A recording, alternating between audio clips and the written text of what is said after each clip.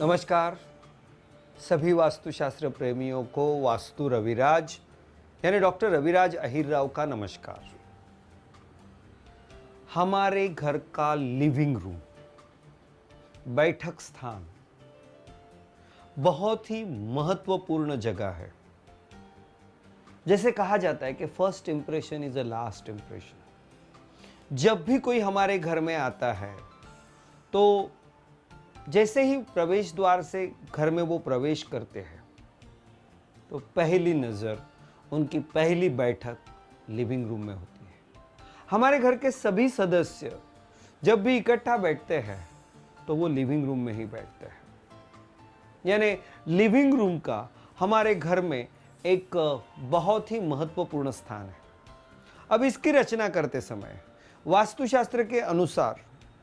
आपके पूरे घर में आपका लिविंग रूम वायव्य कोण यानी नॉर्थ वेस्ट या फिर नॉर्थ या नॉर्थ ईस्ट या ईस्ट,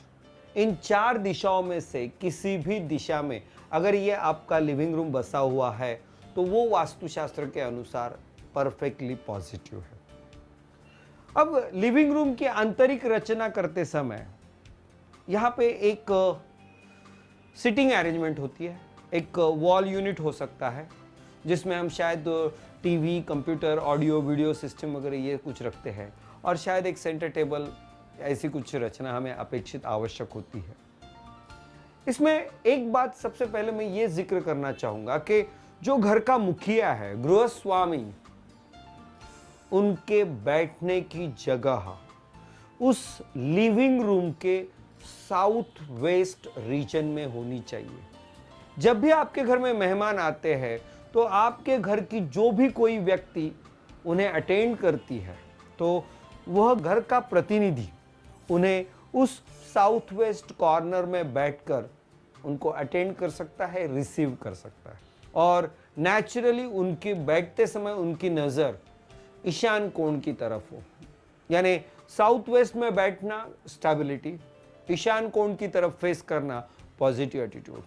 और आपके मेहमानों की गेस्ट सिटिंग अरेंजमेंट इस तरह हो कि ताकि जब भी वो बैठेंगे तो उनका चेहरा दक्षिण, पश्चिम या नैऋत्य की तरफ हो, जिसके माध्यम से गृहस्वामी को उनके ऊपर हावी होना आसान होगा। आपके घर के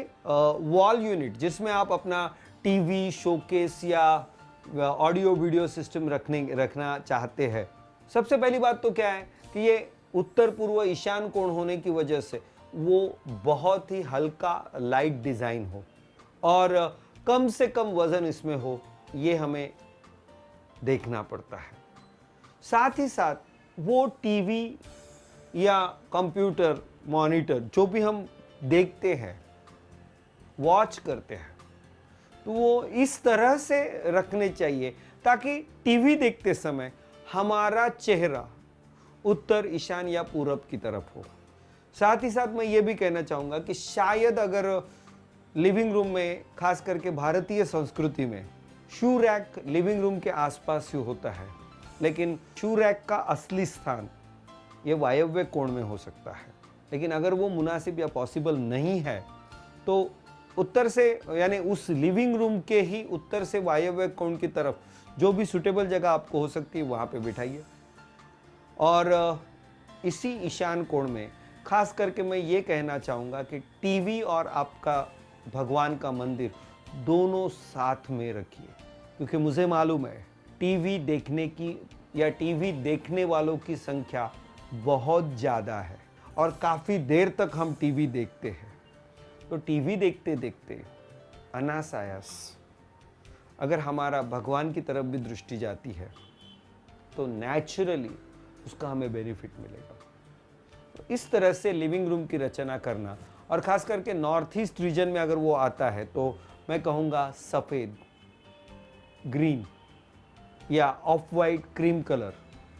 ये रंगों का इस्तेमाल आप कर सकते हो। और अगर वो वायव्य कोण की तरफ झुका हुआ है तो यहाँ पे सफ़ेद, नीला,